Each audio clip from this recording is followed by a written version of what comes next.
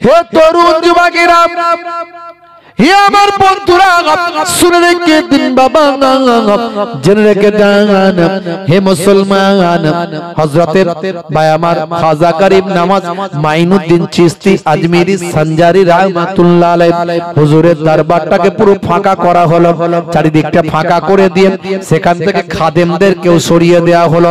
পঞ্চম জজ ইংল্যান্ডের প্রেসিডেন্ট বলে কথা, পঞ্চম জজ এসেছে আজমির শরীফে, হাজার হাজার মানুষ চারিদিক থেকে দেখতে হেলিপ্যাডে হেলিকপ্টারে পঞ্চম জজ নামলেন, চারিদিক থেকে হাজার হাজার মানুষ এসে হাজিরা দিল, সব ব্যারিকেড করা হলো। পঞ্চম জজ নেমে বললেন, কয়েকজন সঙ্গী সাথে নিয়ে খাটখাট খাটখাট করে বুট পরে, স্যুট পরে, কোট পরে, টাই পরে, হ্যাট পরে, মাথার টুপি পরে, খাটখাট খাটখাট খাটখাট করে ভাই আমার পঞ্চম জজ আল্লাহর ওলি খাজা গরিব নওয়াজ হুজুরের দরবার শরীফে ঢুকে গেল। এমন সময় হুজুরের রওজা মোবারকের ভিতরে ঢুকে গেছেন, হুজুরের রওজা মোবারকের ভিতরে ঢুকে চারিদিকটা দেখছে, দর্শন করছে। স্তব্ধ পরিবেশ, নিশীথ ভাই আমার, একদম নির্ঝুম পরিবেশ, শান্ত পরিবেশ, ঠান্ডা পরিবেশ, কোনো আওয়াজ নাই কোনো দিকে। হে তরুণ যুবকেরা, হঠাৎ একটা গায়েবী আওয়াজ ভেসে আসলো, একটা গায়েবী আওয়াজ ভেসে আসলো। হে পঞ্চম জজ, হে পঞ্চম জজ, তোমাকে আল্লাহ দুনিয়াতে সম্মান দিয়েছে বাবা, কিন্তু আমি মঈনুদ্দিনকে শুনে রেখে দাও, আমার আল্লাহ দিন দুনিয়ায় সম্মান দিয়েছেন বাবা। পঞ্চম জজ, আল্লাহ তোমাকে দুনিয়াতে ইজ্জত দিয়েছেন, দুনিয়াতে সম্মান দিয়েছেন, ইজ্জত দিয়েছেন, কিন্তু আমি মঈনুদ্দিনকে আমার আল্লাহ দিন দুনিয়ায় সম্মান দিয়েছেন বাবা। পঞ্চম জজ, আমার রওজা মোবারকে যখন আসবে তখন তোমার পায়ের জুতোটা বাইরে খুলে আসবে। তরুণ যুবকেরা, হে আমার বন্ধুরা, শুনে রেখে দিন বাবা, জেনে রেখে দেন হে মুসলমান। রাষ্ট্রপ্রধান এসেছেন ইংল্যান্ড থেকে বাবা, সারা ভারতবর্ষ ভ্রমণ করছেন। ভ্রমণ করতে করতে করতে করতে যেখানেই যান ভাই আমার জিজ্ঞাসা করেন, আর কি দর্শনীয় জায়গা আছে, আর কি দেখার মতো জায়গা আছে, আর কি সুন্দর আমাকে আভিভূত করে এমন কি জায়গা আছে। যেখানেই যান না কেন সব জায়গার পাশাপাশি হিন্দুস্তানের একটা জায়গার নাম তিনি বারবার শুনেছেন। ও পঞ্চম জজ, শোনেন শোনেন, ভারতবর্ষের যেখানে আপনি ভ্রমণ করেন না কেন, একবার না একবার আপনি হিন্দের ওলি খাজা গরিব নওয়াজের দরবারে একবার গিয়ে হাজিরা দেবে। খাজা গরিব নওয়াজ এমনি কি খাজা গরিব নওয়াজ হয়েছিলেন নাকি? এমনি কি হয়েছিলেন? হে তরুণ যুবকেরা, হে আমার বন্ধুরা, শুনে রেখে দিন বাবা, জেনে রেখে দেন হে মুসলমান। খাজা গরিব নওয়াজ মাইনুদ্দিন চিশতি আজমিরি সঞ্জারি রাহমাতুল্লাহ আলাইহি ভাইরা আমার, তরুণ যুবকেরা আমার, তিনি হিন্দের জমিনে এসেছিলেন, আজমির শরীফের জমিনে এসেছিলেন বাবা। আজমির শরীফের জমিনে এসে যখন ভাই আমার ওই তারাগড় পাহাড়ের নিচে আনা সাগরের কিনারা এসে যখন তিনি তার ভাই আমার কাফেলাটা নিয়ে বসলেন, সেই সময় একটা পরিষ্কার জায়গা দেখে, একটা উর্বর সুন্দর জায়গা দেখে তিনি তাবু খাড়াতে বললেন, বাবা বাবা ভাই আমার কুতুবউদ্দিন, তুমি তাবুটা খাটিয়ে ফেলো বাবা। হে তরুণ যুবকেরা, হযরত খাজা গরিব নওয়াজের কথা শুনে তাবুটা খাটানো হয়েছিল। সেই সময় তাবু খাটানোর পরে দেখতে পাওয়া যায় ভাই আমার দোস্ত আমার, রাজা মশাইয়ের রাখাল রায় সে হাজির হলো, হয়ে বলল, না না, এখানে তাবু রাখতে পারবেন না, এখানে আপনারা থাকতে পারবেন না। এই সুন্দর পরিষ্কার জায়গাটা হলো রাজার উঠ রাখার জায়গা। এই জায়গা থেকে যদি আপনি উঠে না যান তাহলে আপনাদের উপর রাজা মশাই শাস্তি আসবে। এমন কথা শোনেন হুজুর বললেন, বাবা ছেলে রে, ও বাবা রাখালেরা, শুনে রেখে দাও, আমরা বুড়ো মানুষ, আমরা জাইম মানুষ, মুসাফির মানুষ, এই জায়গাতে একটু আমরা থাকার আশ্রয় নিয়ে ফেলেছি, তাঁবুটা খাটিয়ে ফেলেছি। যাও যাও, অনেক তো জায়গা আছে, রাজার উটগুলো কি সেখানে বাঁধলে হয় না? সেই জায়গা রাজা মশাইয়ের উটগুলো কি বেঁধে দিলে হয় না? এ তরুণ যুবকেরা, হে আমার বন্ধুরা, সেই সময় রাখালেরা বলল, এত বড় সাহস কি করে বলতে পারো? না না না না, এত বড় সাহস তুমি কি করে বলতে পারো? হে তরুণ যুবকেরা, হে আমার মুরব্বিয়ানেরা, শুনে রেখে দিন বাবা, জেনে রেখে দেন। সেই সময় রাজা মশাইয়ের রাখালেরা বলল, এরপরে যদি তোমাদের বারবার বলতে হয়, রাজা মশাই তোমাদের উপর ভাই আমার শাস্তি নির্ধারণ করবে। শাস্তি নির্ধারণ করার আগে তোমরা পারলে এখান থেকে উঠে অন্য জায়গায় গিয়ে আশ্রয় নাও। এমন সময় খাজা গরিব নওয়াজ মাইনুদ্দিন চিশতি আজমিরি সঞ্জারি রাহমাতুল্লাহ আলাইহি প্রধান খলিফা হযরত কুতুবউদ্দিন বখতিয়ার কাকি কুতুবউদ্দিনকে বললেন, বাবা কুতুবউদ্দিন, চলো চলো তাঁবু খুলে ফেলো বাবা, এখান থেকে অন্য জায়গায়, পাশে একটা অন্য জায়গায় গিয়ে তাঁবুটা গাড়ার চেষ্টা করো। দেখছো না রাজার রাখালেরা বলছে, আমরা যদি এখানে থাকি রাজা নাকি আমাদের শাস্তি দেবে। চলো চলো বাবা, ঝুট ঝামেলায় যাওয়ার দরকার নাই, অন্য জায়গায় গিয়ে হাজিরা হয়। তবে মনে রাখবে, রাজার যে সমস্ত উটেরা এখানে বসবে, হে বাবা কুতুবউদ্দিন, সে উটগুলো আর উঠবে না। উট বসে যাবে কিন্তু উঠবে না, উট বসে যাবে কিন্তু আর উঠবে না। আল্লাহ তোমার কাছে ডাকি বারে বার, করুণা আমার উপর করো গো আবার।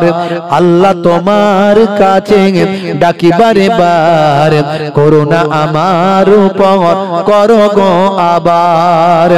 আল্লাহর ওলি গরিব নওয়াজ ভক্ত নিয়ে আজমিরে যান, আনা সাগরের পারে গিয়ে হুজুর সেখানে তাঁবু খাটান। জনতা বলে কি তোমার নাম? জনতা বলে কি তোমার নাম? রাসূলের উম্মত খোদার গোলাম। জোরে হবে না? জোরে হবে না? আল্লাহর ওলি বান্দা সেই জায়গা থেকে উঠে যাওয়ার পরে রাজার উটগুলোকে যখন রাখা হয়েছিল, সকালবেলা আবার যখন রাখালেরা এসে উটের জায়গা থেকে তুলে নিয়ে গিয়ে চড়াতে যাবে, দেখছে উট আর ওঠে না, উট আর ওঠে না। ভাইরা আমার, তরুণ যুবকেরা আমার, শেষ পর্যন্ত তখন রাজা মশাইয়ের কানে খবর গেল। আর আপনার কি বলে, ওই রাখালেরা গিয়ে বলল, কালকে এই ঘটনা ঘটেছে রাজা মশাই, এই ঘটনা ঘটেছে, এই ঘটনা ঘটেছে। সেই সময় দেখা গেল রাজা মশাই কি করলো, বলল ওই লোককে ডাকো, ওই ফকির সাহেবকে ডাকো, একমাত্র সেই পারে তুলতে। ফকির সাহেবকে ডাকা হলো, মানে খাজা গরিব নওয়াজ হুজুরকে ডাকা হলো। খাজা গরিব নওয়াজ বললেন, বাবা কি হয়েছে? বলে, আপনি যে বলেছিলেন উট আর উঠবে না, সত্যি তো উট ওঠে না, একটু ব্যবস্থা করে দিন, যান আপনারা থাকবেন থাকুন, কোনো অসুবিধা নাই, আমার উটেদের সঙ্গে এরকম করবেন না। আমি বুঝতে পারছি আপনি সাধক মানুষ, ওলি মানুষ, এটা করবেন না। হুজুর বললেন, যাও এই কুতুবউদ্দিন, গিয়ে উটগুলোকে উঠতে বলো। বলার সঙ্গে সঙ্গে উটগুলো আবার তত্তর করে উঠে দাঁড়িয়ে গেল। জোরে হবে না? দরুদ শরীফ আল্লাহুম্মা। কটা বাজছে? 12:20। আর দেরি করা যাবে না। একটু ওই নগদ কালেকশন একটু আর কিছু অর্ডার কালেকশন একটু করে দেন।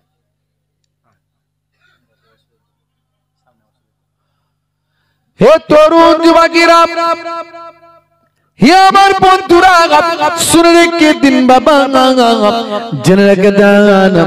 এমন সময় দেখতে পাওয়া যায় হযরতে খাজা গরিব নওয়াজ মাইনুদ্দিন চিশতি আজমিরি সঞ্জারি রাহমাতুল্লাহ আলাইহি ভাই আমার নতুন করে তাঁবু খাটালেন। জোহরের সময় হলো, হুজুর বললেন, বাবা কুতুবউদ্দিন জোহরের আযানটা দাও। জোহরের আযান দেওয়া হলো। আশহাদু আন্না ইলাহা ইল্লাল্লাহ আশহাদু আল্লা ইলাহা ইল্লাল্লাহ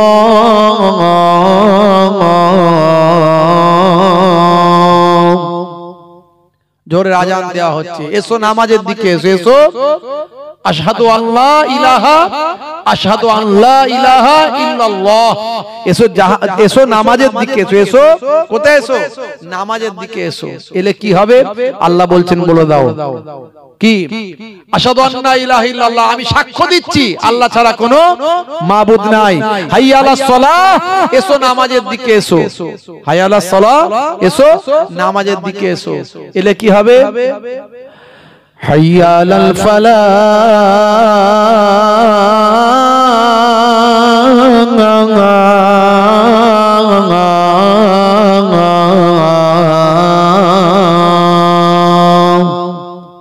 এলে আমি আল্লাহ নামাজের দিকে এলে তোমাকে কামিয়াবি দান করে দেব তোমার কল্যাণ আসবে আর তুমি সাক্ষ্য দাও আমি সাক্ষ্য দিচ্ছি আল্লাহ ছাড়া কোনো মাবুদ নাই আশহাদু আল্লা ইলাহা ইল্লাল্লাহ আশহাদু আন্না মুহাম্মাদুর রাসূলুল্লাহ আমি সাক্ষ্য দিচ্ছি মুহাম্মদ সাল্লাল্লাহু আলাইহি ওয়াসাল্লাম আল্লাহর রাসূল হাইয়া আলাস সালাহ এসো নামাজের দিকে এসো হাইয়া আলাল ফালাহ এসো কল্যাণের দিকে এসো আল্লাহু আকবার আল্লাহ মহান লা ইলাহা ইল্লাল্লাহ আল্লাহ ছাড়া কোনো মাবুদ নাই এই আজান যখন হয় আজানের জবাব দিতে হয় কি জবাব দিতে হবে বলেন এই আজানের জবাব হচ্ছে যা আজানে বলবে মুয়াজ্জিন তাই আপনি আস্তে আস্তে বলবেন খালি হাইয়া আলাস সালাহ হাইয়া আলাল ফালাহ যখন বলবে তখন বলবেন লা হাওলা ওয়ালা কুওয়াতা ইল্লা বিল্লাহ এই কথাটা আপনি বললে ভাইরা আমার তরুণ যুবকেরা আমার মুরব্বিয়ানেরা আমার দয়ার নবী বলেন আমার আল্লাহ তার জন্য জান্নাত দান করে দেন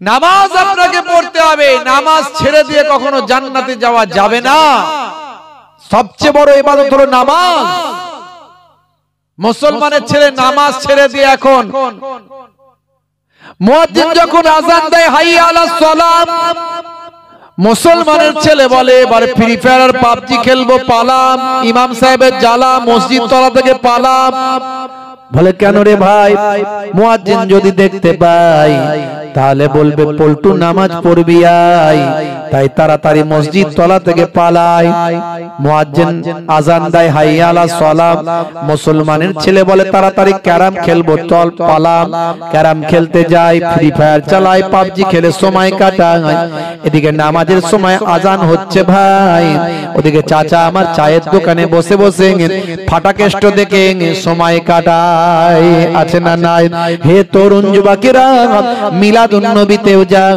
ঈদের দিনে ফাঁস কাতারে দাঁড়ায় মা বলেছে অসুবিধা নাই এক মাস রোজা রেখেছি ভাই ঈদের দিনে চাঁদাটাও দেয় মিলাদুন নবী হলে চাঁদাটা দেয় গায়ে গতরে খেটে দেয় আবার রাত্রে 9টা বাজলে সোপের সামনে গিয়ে হাতটা গলিয়ে দিয়ে বলে কাকা একটা লাল পানির বোতল চাই আছে না নাই মুসলমানের ছেলে মাতাল মুসলমানের ছেলে সকাল হলে যেদিনে ওয়াজ শুনে সেদিনে সকালবেলা আবার বেশি টাকার লটারি কাটে বেশি টাকার লটারি কাটে যেদিনে ওয়াজ শুনে সে হলো এত বড় হুজুরের ওয়াজ শুনেছি ছোট হুজুরের নাতি পিন্নগরী হুজুরের পোতা আমাদের এখানে জলসায় এসেছিল আজকে ওয়াজ শোনার পরে যদি একটু ভাগ্যটা খুলে যায় দেখি একটু লটারির টিকিট অন্য দিনে 50 টাকা কেটেছি আজকে 500 টাকা কেটে দেখি কি হয় 5 লাখ পাই কি আছে না নাই একজন লটারিতে 5 লাখ পেলে সারা এলাকায় খবর হয়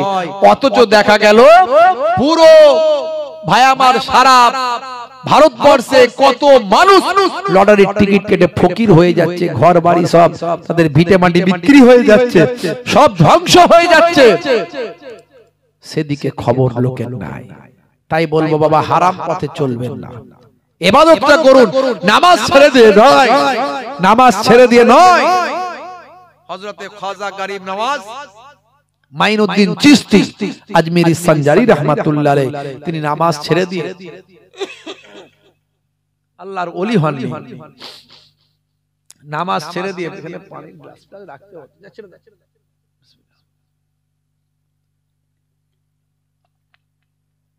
নামাজ ছেড়ে দিয়ে কোনদিন আল্লাহর ওলি খাজা গরিব নওয়াজ হননি হে তরুণ যুবকেরা, হে আমার বন্ধুরা, শুনে রেখে দিন বাবা, জেনে রেখে দেন হযরতে খাজা গরিব নওয়াজ মাইনুদ্দিন চিশতি আজমিরি সঞ্জারি রাহমাতুল্লাহ আলাইহি তার কয়েকজন মুরিদানকে নিয়ে সেখানে থাকতে লাগলেন। সামনে হলো আনা সাগর। এই আনা সাগর মানে কোন সাগর ভাববেন না, এটা হলো একটা হ্রদ টাইপের একটা ঝিল। হে তরুণ যুবকেরা, এই আনা সাগরে তারা ওযু করত, আর সেখানে রাজা এবং রানীর নামে একটা উপাসনা গৃহ ছিল।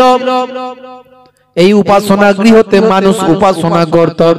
রাজা রানীকে তারা ভাই আমার দেবতা মনে করত, রাজা রানীর নামে তারা উপাসনা করত। আর এই আনা সাগরে তারা স্নান করলে নিজেদেরকে পবিত্র মনে করত। তখন দেখা গেল এই নামাজি মানুষেরা যখন আনা সাগর থেকে ওযু করে, আনা সাগরের পানি গ্রহণ করে, তখন তারা রাজা রানীর কাছে গিয়ে কমপ্লেন করল, আমাদের পবিত্র পানিকে তারা অপবিত্র করে ফেলছে। তারা আমরা পবিত্র পানিতে গোসল করলে আমাদের শরীরের পাপ ক্ষয় হয়ে যায়, সেই পবিত্র পানিতে তারা অপবিত্র করে ফেলছে। আজ থেকে যেন তারা এই পবিত্র পানি স্পর্শ না করে। হে তরুণ যুবকেরা, হে আমার বন্ধুরা, শুনে রেখে দিন বাবা। এমন সময় রাজা মশাই ডাক দিলেন, যাও বাবা আবার ওই ফকির সাহেবকে ডেকে দাও। খাজা গরিব নওয়াজ কয়েকজন মুরিদানকে নিয়ে রাজদরবারে গেলেন। রাজদরবারে যাবার পরে রাজা মশাই বললেন, আমাদের পবিত্র পানিতে তোমরা ব্যবহার করছো, আমাদের পবিত্র পানি অপবিত্র করে দিচ্ছ, এমন কাজ আর তোমরা করবে না। এটা করলে তোমাদেরকে আমি শাস্তি দিতে বাধ্য হব। তোমরা যে কদিন এখানে আছো বালতি ডুবিয়ে পানি নিয়ে নেবে, ওই পানিতে তোমরা আর হাত মুখ আর তোমরা ধোবে না, ওযু তোমরা করবে না, পানি আর তোমরা ওখানে হাত দিয়ে ব্যবহার আর তোমরা করবে না। হে তরুণ যুবকেরা, আল্লাহর ওলি হযরতে খাজা গরিব নওয়াজ হিন্দুল ওলি হিন্দুস্তানের শাহিনশাহ বাদশা সুলতানুল হিন্দ, যে আল্লাহর ওলি বান্দার দরবারে রাজা যায়, বাদশা যায়, নেতা যায়, মন্ত্রী যায়, হিন্দু যায়, মুসলমান যায়, খ্রিস্টান যায়, জৈন বৌদ্ধ যায়, সারা পৃথিবীর মানুষ আল্লাহর ওলিদের ভালোবাসে। আল্লাহর ওলিরা সারা পৃথিবীর মানুষকে ভালোবাসে। হে তরুণ যুবকেরা, আপনি আমার ধর্মের মানুষ না হলেও আমি যদি সাচ্চা মুসলমান হই আপনাকে ঘৃণা করতে পারবো না। আপনি আমার ধর্মের মানুষ না হলেও আপনাকে আমি অপমান করতে পারবো না, আপনাকে আমি তুচ্ছ করতে পারবো না। এটাই হলো প্রকৃত আল্লাহর ওলিদের শিক্ষা। এ তরুণ যুবকেরা, হযরতে খাজা গরিব নওয়াজ এই কথা যখন শুনলেন, পানি আর স্পর্শ করা যাবে না, ওযু আর পানিতে করা যাবে না, সে সময় আল্লাহর ওলি খাজা গরিব নওয়াজ বললেন, বাবা কুতুবউদ্দিন, হে বাবা কুতুবউদ্দিন, শুনেছো রাজা কি বললেন, রাজা মশাই কি বলেছেন শুনেছো? আমরা নাকি পানিতে হাত দিলে পানি নাকি অপবিত্র হয়, আমরা নাকি পানি গ্রহণ করলে পানি নাকি অপবিত্র হবে। যাও যাও, পানিতে হাত ঠাকাবে না, বালতি করে শুধু তুলে নাও। যাও যাও যাও, বলবে মাইনুদ্দিন পাঠিয়েছে, হে পানি উঠে এসো। বলার সঙ্গে সঙ্গে কুতুবউদ্দিন বখতিয়ার কাকি যখন একটা বালতি নিয়ে গিয়ে পানিতে ডোবালেন, ডুবিয়ে বললেন, আমার পীর মোর্শেদ পাঠিয়েছে, পানি উঠে এসো। বলার সঙ্গে সঙ্গে একটা ঘূর্ণিঝড় ঘূর্ণন হলো। ওই একটা ঘূর্ণনে সমস্ত আনা সাগরের পানি একটা বালতিতে এলো, পানিটা সব শুকিয়ে গেল। এই ঘটনা দেখে প্রথমেই ভাই আমার, দোস্ত আমার, তরুণ যুবকেরা আমার, মুরব্বিয়ানেরা আমার, ৩২,০০০ মানুষ ঈমান কবুল করেছিল। প্রথমে এক চান্সে ৩২,০০০ মানুষ এই কারামতি দেখে খাজা গরিব নওয়াজের মুরিদ হয়েছিল ৩২,০০০ মানুষ। পরবর্তীকালে টুকটুক টুকটুক করে ৯০ লাখ মানুষ ঈমান কবুল করেছিল। জোরে হবে না ভাইরা আমার? সেই খাজা গরিব নওয়াজের দরবারে এসেছে ইংল্যান্ডের প্রেসিডেন্ট পঞ্চম জর্জ। সারা ভারতবর্ষ ভ্রমণ করেছে, যেখানেই যাই নাম শুনে খাজা গরিব নওয়াজ। দেখি তো কে খাজা গরিব নওয়াজ।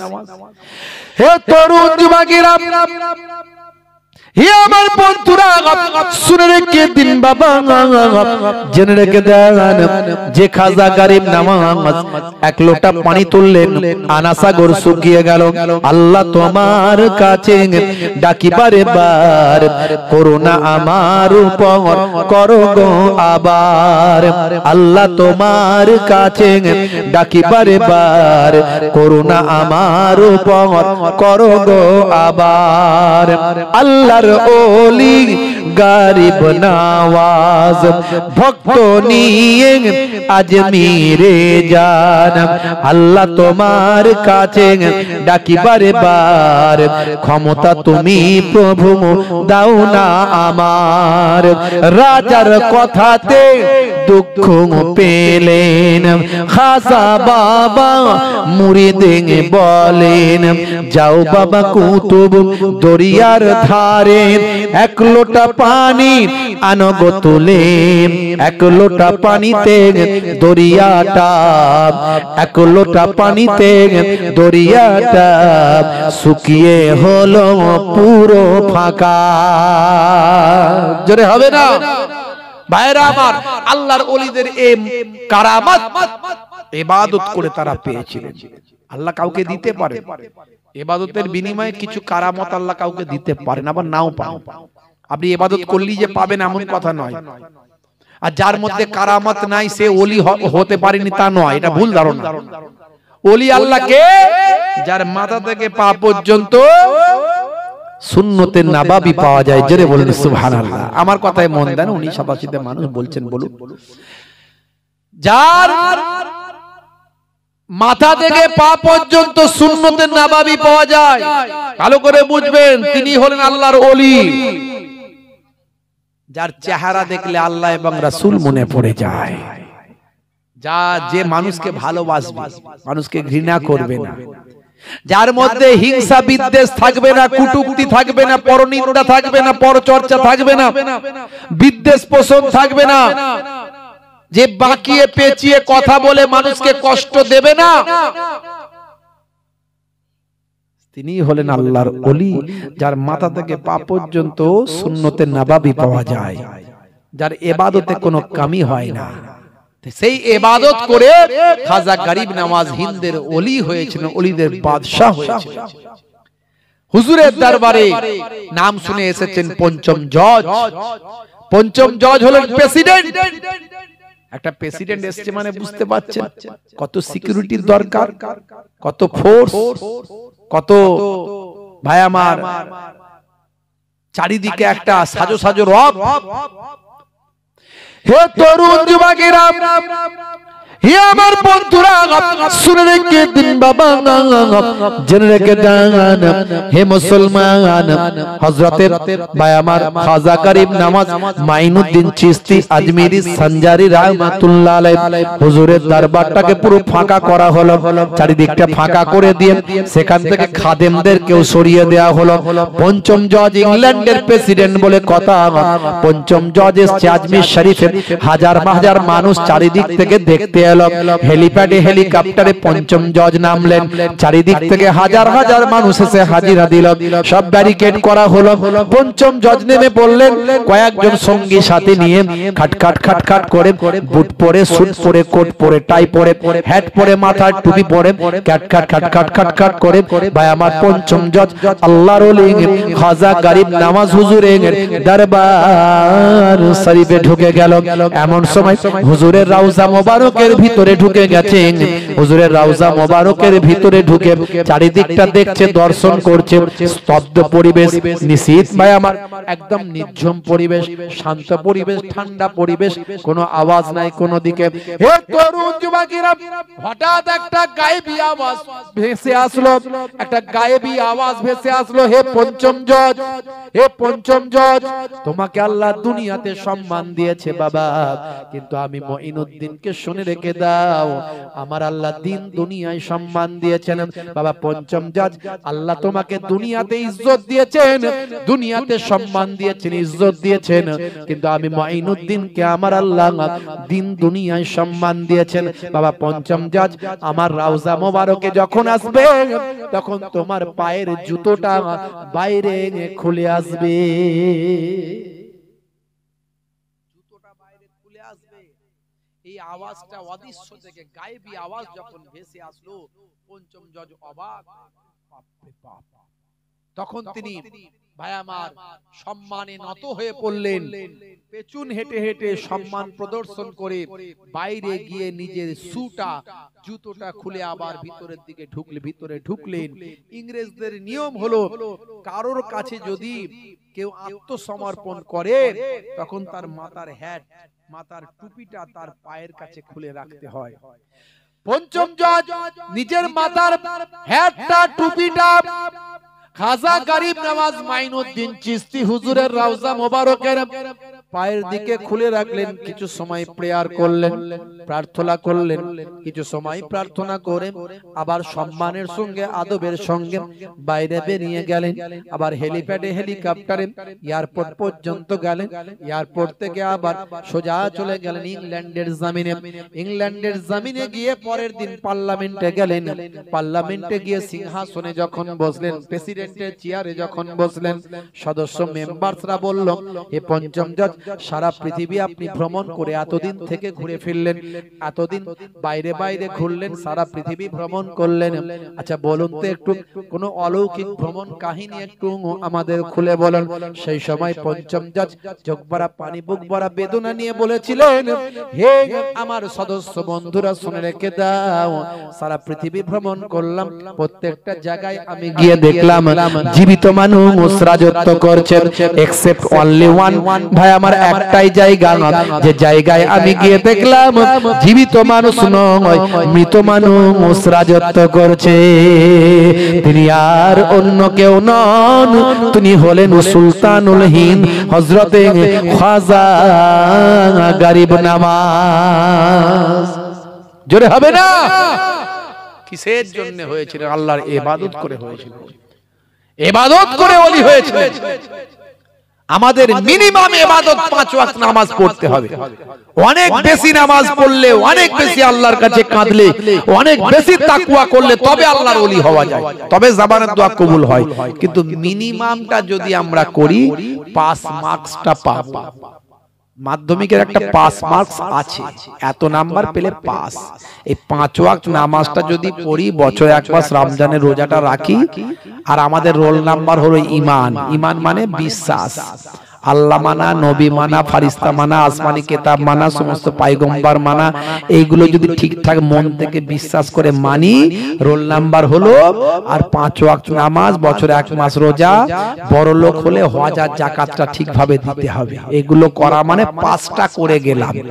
আর যদি বলেন ভালো রেজাল্ট করব, তাহলে কিন্তু ইবাদত বাড়াতে হবে, অন্তরকে পরিষ্কার করতে হবে, গীবত শিকায়ত চগলখড়ি বন্ধ করতে হবে। এ খারাপ ও খারাপ ভাবনা চিন্তা বাদ দিয়ে নিজেকে শুধু এই চিন্তা করতে হবে, নিজের নিয়ে বেশি ভাবতে হবে।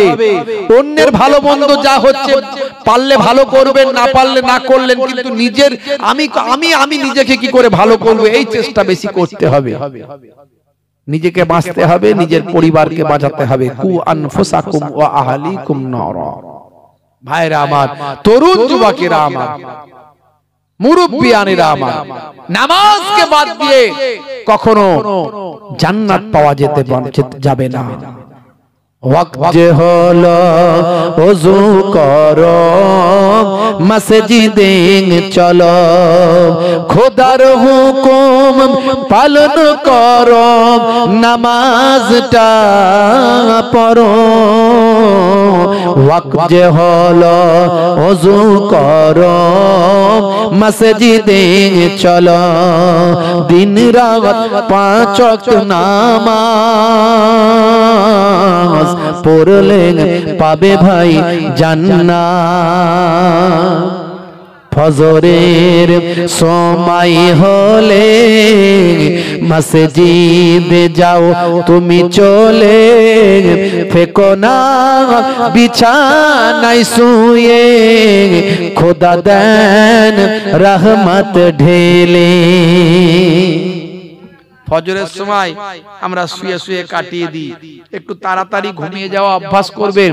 10টা 11টার মধ্যে ঘুমিয়ে যান, আর ফজরে অ্যালার্ম দিয়ে রাখুন, ফজরের নামাজটা জামাতে পড়ুন, কিছু সময় তেলাওয়াত করুন, একটু হাঁটাহাঁটি করুন, একটু ব্যায়াম করুন, শরীরটাও ভালো থাকবে, মনটাও ভালো থাকবে, সারা দিনটা ভালো যাবে। ফজরের নামাজটা আল্লাহর নামাজ দিয়ে, ইবাদত দিয়ে শুরু করেছেন, তেলাওয়াত দিয়ে শুরু করেছেন, ওই দিন আপনার খারাপ হতে পারে না। বাপজি আমার, নামাজ ছেড়ে দেবেন না, রাসূলের সুন্নাত ভুলে যাবেন না। সামনে রমজান মাস আসছে। আবু জাহেল যে আমার নবীকে মারার জন্য চেষ্টা করেছে সারা জীবন, আমার নবীকে মেরে ফেলতে পারলে 100 উট পুরস্কার দেবে বলেছিল, শুনেছেন তো নাকি? অজে শুনেছেন? সেই আবু জাহিল সম্পর্কে বলছে, আবু জাহেলও মুসলমান ছিল, আমি এই মুহূর্তে খুঁজে পাচ্ছি না, খুঁজে পেলে শোনাচ্ছি আপনাদেরকে। তা আখিরি জামানা, আপনি কি বলবেন বলুন, কি বলবেন? এই তো অবস্থা। আমার আপনার ঈমানকে বাঁচানোর জন্য আমাদেরকে এই সমস্ত মোল্লা মৌলবী বক্তা থেকে দূরে থাকতে হবে। এরা সব মাথায় রাখতে হবে, এরা সব ইহুদি ইয়াহুদ নাসারাদের এজেন্ট, এদের থেকে আমাদের দূরে থাকতে হবে। ভাইরা আমার, তরুণ যুবকেরা আমার, মুরব্বিয়ানেরা আমার, দরুদ শরীফ আল্লাহুম্মা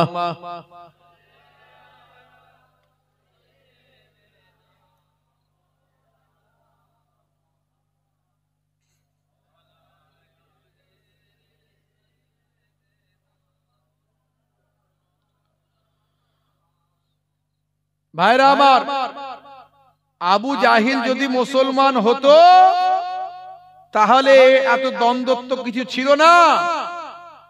আল্লাহর নবী আল্লাহ রাসূলকে সে মেরে ফেলতে চায়, যে নবীকে মানে না সে কি করে মুসলমান হয়? মুসলমান হওয়ার জন্য শর্ত হলো নবীকে মানতে হবে, আল্লাহর নবীকে মানতে হবে, এটা হলো শর্ত। আল্লাহর নবীকে যে মানে না সে কি করে মুসলমান হয়? আপনি যে আবু জেহেলকে কাফের বলেন, আপনি যে আবু তালেবকে কাফের বলেন, আপনি যে আবু জেহেলকে কাফেরদের সর্দার বলেন, তারাও কিন্তু আমার আপনার মতো মুসলমান ছিল। আপনি বিশ্বাস করেন আর না করেন, কেননা আবু জেহেল বলতেছে বদরের যুদ্ধের আগে, আল্লাহুম্মা আনসুর আহদাল ফিয়াতাইন, কাবা ঘরে গিয়ে আবু জেহেল আল্লাহর দরবারে হাত তুলে বলতেছে, আল্লাহ আজকে বদরের যুদ্ধে আমি মুহাম্মাদের মুখামুখি, এই যুদ্ধে যারা হকের নিকটবর্তী তুমি তাদেরকে বিজয় দান করো। আব্দুল মুত্তালিব কার কাছে দোয়া করতেছে? কার কাছে? তার মানে আবু জেহেল আল্লাহর উপর বিশ্বাস করে না? করে না? করে। আর যে আল্লাহর উপর বিশ্বাস করে সে কি মুসলমান নয়? তাহলে আবু জেহেল যদি মুসলমান হয়, আল্লাহর উপর বিশ্বাস করে, তাহলে আল্লাহর উপরে শুধু বিশ্বাস করলে মুসলমান হতে পারবে না। কারণ আমানতু বিল্লাহি শুধু এটুকু মানলে হবে না, ওয়া মালাইকাতিহি মালাইকাদের মানতে হবে, ওয়া কুতুবিহি আসমানি কিতাবগুলোকে মানতে হবে, ওয়া রুসুলিহি সমস্ত রাসূল পয়গম্বরদের মানতে হবে। আমার নবীকেই তো সব মানে না, সে কি করে মুসলমান হলো? এটা বড় আলেম, কিন্তু এসব বড় আলেম, ছোটখাটো আলেম নয়। ভালো আরবি বলতে পারে, ভালো হাদিস মুখস্থ আছে। হ্যাঁ, তাহলে এরা এরকম করছে কেন? এসব কথা তো সাধারণ মানুষরা জানে যে আবু জাহেল কোনোদিন মুসলমান ইমানদার হতে পারে না, যে আমার নবী সত্য। বলছে কেন? এদের অ্যাকাউন্টে বিদেশ থেকে ডলার ঢোকে, ডলার এখানে এসে কনভার্ট হয়ে টাকা হয়ে যায়। বুঝতে পারছি, $1 মানে প্রায় 90 টাকা নাকি গো? তাই তো নাকি? হ্যাঁ, 90-100 টাকার কাছাকাছি তো। তাহলে ওখান থেকে যদি কিছু ডলার চলে আসে, কত টাকার মালিক হলো বুঝতে পারছেন? এদের ওয়াজ ফজ করার দরকার কি আছে? হুজুররা একটু ওয়াজ করে নজরানা নিলে মাথা খারাপ, হুজুররা এত টাকা নিয়ে নিচ্ছে, এরা ডলার পেয়ে যাচ্ছে মাঝখান থেকে, বুঝতে পারছেন? মানুষকে গোমরাহ করে দিয়ে। আখেরি জামানা, ঈমান বাঁচানো খুব মুশকিল। হে তরুণ যুবকেরা, এর জন্য বলি কোরআন এবং হাদিস পাককে আমাদের মানতে হবে এবং আমাদেরকে একটা উলিল আমর মানতে হবে, নেতা মানতে হবে। আমার আল্লাহ তাই কোরআন মাজিদের ভিতরে বলেছেন আতিউল্লাহ ওয়া আতিউর রাসূল ওয়া উলিল আমরি মিনকুম ফাইন তানাজাতুম ফি শাইইন ফারুদ্দুহু ইলাল্লাহি ওয়ার রাসূল। আতিউল্লাহ, আল্লাহর ইতাআত করতে হবে। আল্লাহর ইতাআত মানে আল্লাহর নির্দেশটা মানতে হবে। আল্লাহর নির্দেশ বলতে নামাজ, রোজা, হজ, যাকাত আল্লাহর নির্দেশ। ওয়া আতিউর রাসূল, রাসূলের ইতাআত মানে রাসূলের সুন্নাত, রাসূলের সুন্নতের নির্দেশ, রাসূলের সুন্নতগুলোকে তাবেদারি করতে হবে, রাসূলের নির্দেশ মানতে হবে। ভাই আমার, তারপর দেখা যাচ্ছে ওয়া উলিল আমরি মিনকুম, আল্লাহ বললেন এবং উলিল আমর। উলিল আমর বলতে হাক্কানি আলেমে হাক্কানি ওলিয়ে কামিল, যারা যারা আল্লাহ মেনেছেন, নবী মেনেছেন, আল্লাহ এবং নবী মেনে যারা প্রকৃত মুকাম্মাল যারা হয়ে গিয়েছেন, পরিপূর্ণতা লাভ করেছেন, এরা হলো তোমাদের মাঝখানে উলিল আমর। ভাই আমার, বড় বড় মুহাদ্দিসিনরা বলেছেন, ওলা ভাই আমার, ফি জামানে উলামায়ে হিন্দ, এই উলামায়ে হিন্দের মধ্যে বড় বড় আলেম যারা, উলামায়ে হিন্দের মধ্যে উলামায়ে হিন্দ যারা আছেন, বড় বড় আলেম আছেন, তারাই হলেন উলিল আমর। ভাই আমার, সেই জামানার বিখ্যাত আলেম যারা, ওলিয়ে কামিল যারা, শুধু আলেম হলে হবে না, বা আমল আলেম অর্থাৎ আমল ওয়ালা আলেম যারা, তারা হলো উলিল আমর। আমরা সেই জামানার আজ শতবর্ষ ধরে যাকে উলিল আমর বলে মেনেছি, তিনি হলেন হযরতে পীর আবু বকর সিদ্দিক মুজাদ্দিদুজ জামান ফুরফুরাবি। দাদা হুজুর কেবলাকে আমরা উলিল আমর বলে মেনেছি। শুধু আমরা নয়, বসিরার আল্লামা হুজুরের মতো মানুষ, হ্যাঁ, তারপর আপনার হযরতে নিশারউদ্দিন হুজুরের মতো মানুষ, হযরতে ডক্টর মোহাম্মদ শহীদুল্লাহ সাহেবের মতো মানুষ, আব্দুল মাহবুব মেদিনীপুরি হুজুরের মতো মানুষ, বড় বড় বড় বড় আলেমরা, তারা উলিল আমর বলে মুজাদ্দিদুজ জামানকে মেনেছে। আমরা যদি সেই ছাতার তলায় থাকি, বাঁচার রাস্তা আছে। ছাতা থেকে বেরিয়ে গেলে বিপদ। এখন এই বসিরহাট এলাকার আশপাশের মানুষ, এক শ্রেণীর মানুষ ছাতা থেকে বেরিয়ে যাচ্ছে কিছু কিছু। দেখো, খুব সাবধান। আখেরি জামানা, যে খারাপ তার থেকে দূরে থাকো, যে খারাপ তার থেকে দূরে থাকো। কিন্তু দাদা হুজুরের ছাতা থেকে বেরিয়ে যেও না বাপ, বিপদে পড়ে যাবে, বিপদে পড়ে যাবে। দাদা হুজুর কেবলা সেই জামানার ভারতবর্ষের বিখ্যাত আলেম ছিলেন। আলেমরা সাধারণত 6টা হাদিস থেকে পণ্ডিত হয়, 6টা হাদিস পড়ে মুহাদ্দিস হয়, আলেম হয়। বুখারী, মুসলিম, তিরমিজি, আবু দাউদ, নাসাই, ইবনে মাজাহ। আর মুজাদ্দিদুজ জামান আপনাদের দাদা হুজুর কেবলা, তিনি এই 6টা হাদিস তো পড়েছিলেন বটে, মদিনা শরীফে গিয়ে 40টা হাদিস শেষ করে তার সনদ প্রাপ্ত হয়ে হিন্দের জমিনে ফিরে এসেছিলেন। ছোটখাটো আলেম ছিলেন না, নালে বসিরহাট হুজুর তার কাছে মুরিদ হবেন কেন? বসিরহাট হুজুরের কাছে দাদা হুজুর গিয়ে মুরিদ হতো। কথা বুঝতে হবে ভালো করে। বসিরহাট হুজুর কেন মুরিদ হলেন? বসিরহাট হুজুর বুঝেছিলেন আমার জাহেরি এলেম আমার শেষ। জাহেরি এলেমে যতদিন পর্যন্ত বসিরহাট হুজুর এই কলকাতার আলিয়া মাদ্রাসায় পড়তেন, ততদিন পর্যন্ত বসিরহাট হুজুরের উপরে ওঠার কারো ক্ষমতা ছিল না। 1 নাম্বার বসিরহাট হুজুর। বুঝতে পারছেন? সেই মানুষটা বুঝেছিলেন ইলমে জাহেরি আমার শেষ, সব কমপ্লিট করে ফেলেছি, এখন যেটা দরকার সেটা হলো ইলমে বাতিনি। ইলমে বাতিনিটা কি জিনিস? দুধ বোঝেন তো? দুধ, হ্যাঁ, এই দুধটা তো আমরা চিনি, তাই তো নাকি? কিন্তু এই দুধ থেকে তো মাখন করা যায়, মাখন, সন্দেশ, মিষ্টি, ছানা করা যায় না? ইলমে জাহেরি থেকে বের করে ভাই আমার ওই রকম ভাবে সেখান থেকে বিভিন্ন সাবজেক্ট বের করা যায়, তবেই আল্লাহ পাওয়া যায়, নবী পাওয়া যায়। সেটা ইলমে বাতিনি। আবার ইলমে জাহেরি ছাড়া ইলমে বাতিনি হবে না। দুধ ছাড়া কি মাখন হবে? দুধ ছাড়া কি ছানা হবে? হবে না। তাহলে দুধকে বাদ দিয়ে নয়, কিন্তু দুধটাকে তোমাকে ছানা করতে জানতে হবে, তবেই তুমি ইলমে বাতিনিতে মুকাম্মাল হয়ে গেলে। এরাই হলো আল্লাহর ওলি বান্দা। তখন তোমার জবানের দোয়া কবুল হয়ে যাবে। জোরে হবে না? হে তরুণ যুবকেরা, হে আমার বন্ধুরা, শুনে রেখে দিন বাবা, জেনে রেখে দেন হে মুসলমান, একটুখানি লক্ষ্য করুন বাবা। পঞ্চম জজ এসেছেন ইংল্যান্ড থেকে, পঞ্চম জজ এসেছে ভারতবর্ষ ভ্রমণ করতে। পঞ্চম জজ মাঝে মাঝে দেখবেন আমেরিকা থেকে ডোনাল্ড ট্রাম্প আমার দেশে ভ্রমণ করতে এসেছে। ডোনাল্ড ট্রাম্প এসেছিল না, আসেনি? হ্যাঁ, আমাদের এখানে যখন এসেছিল ভাই আমার, আপনার নামাস্তে ট্যাম্প করা হয়েছিল। নামাস্তে ট্যাম্প গুজরাটে সব ফুটপাত গুলোতে সব আমাদের দেশের প্রশাসনের পক্ষ থেকে, গুজরাটের প্রশাসনের পক্ষ থেকে ভাই আমার ফুটপাত, গরিব পুয়ার এলাকা, ঝুপড়ি এলাকাগুলো সব ঘিরে দেওয়া হয়েছিল, যাতে করে ট্যাম্প জি এসে না বুঝতে পারে যে আমার দেশে গরিব আছে, বস্তি আছে, মানে একেবারে ঝুপড়ি আছে। ট্যাম্প জি এসে দেখবে ওরে বাপরে, এখানে তো একদম দারুণ হাইফাই ব্যাপার, ঝুপড়ি ফুপড়ি কিছু নাই, যেন ঘিরে দিয়েছিল। সেই ট্রাম্প জি এখন মাঝে মাঝে দেখা যাচ্ছে, আমাদের কি বলবো, বলার কিছু নাই।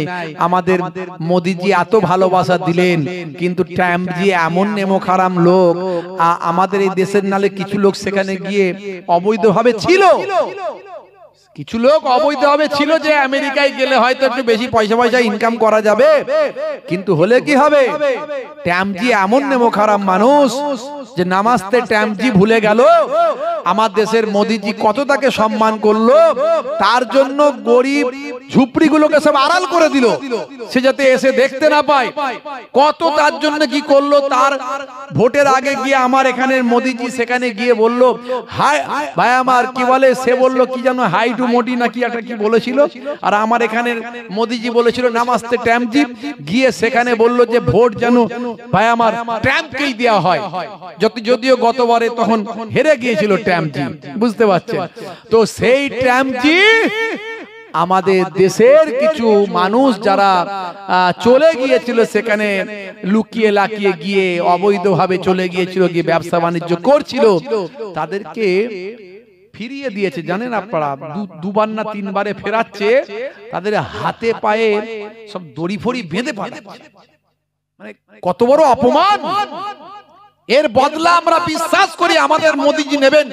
56 ইঞ্চি ছাতি আমাদের মোদিজির আছে, আমরা বিশ্বাস করি মোদিজি এর বদলা নেবেন। ট্রাম্পকে কোনোদিন ক্ষমা করবেন না, আমাদের বিশ্বাস।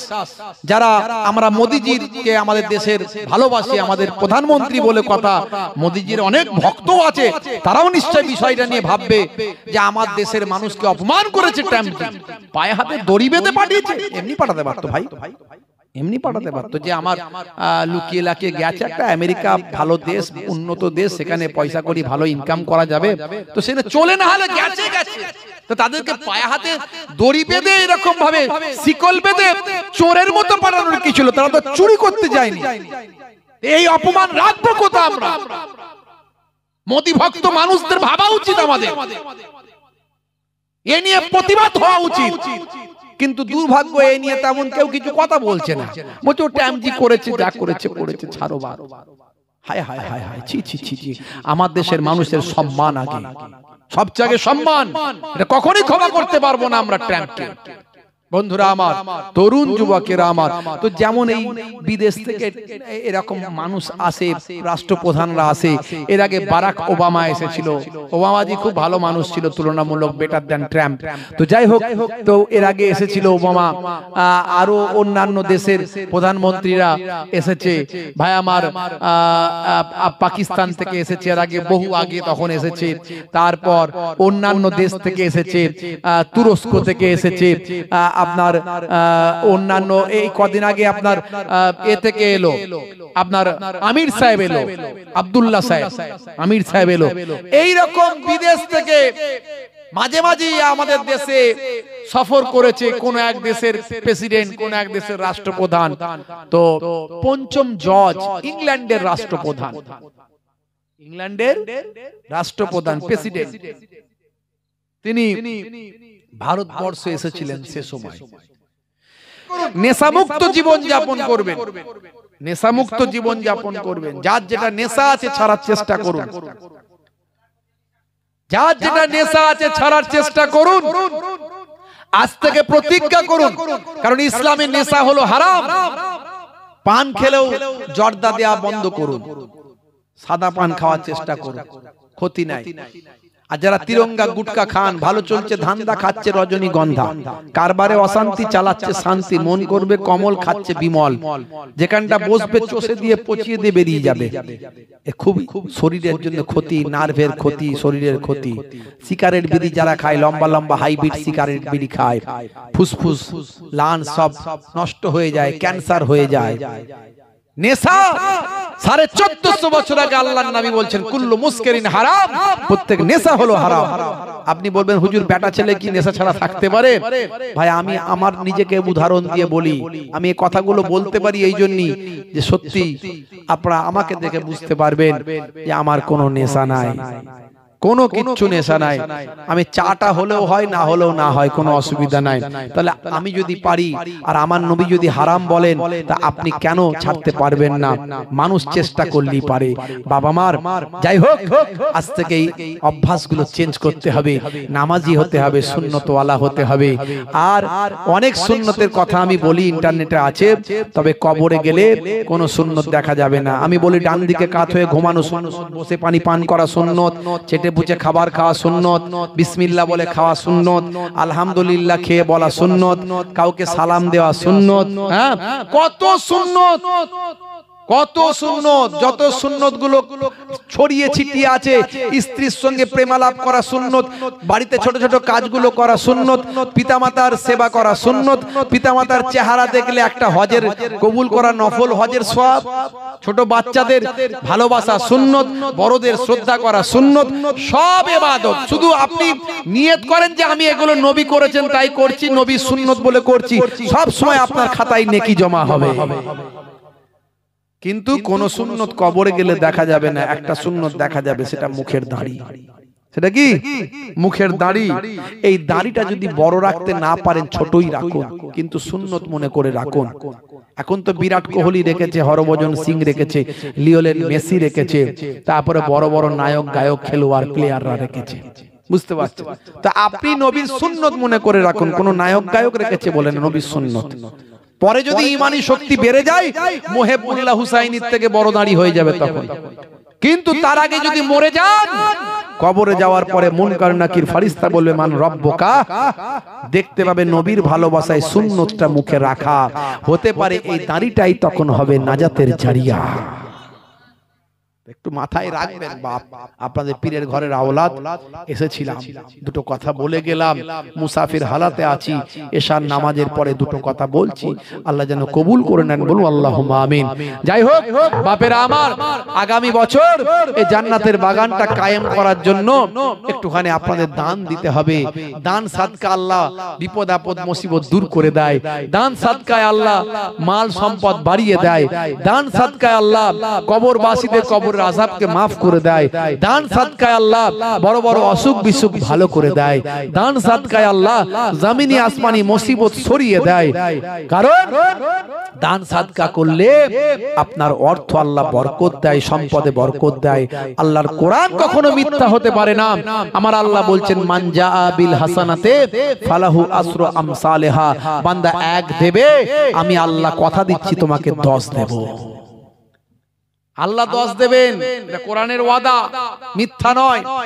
হাদিসে কুদসির মধ্যে এসেছে একের বদলে 10, একের বদলে 100, একের বদলে 700, একের বদলে বেহিসাব। জোরে বলুন সুবহানাল্লাহ। জোরে হবে না?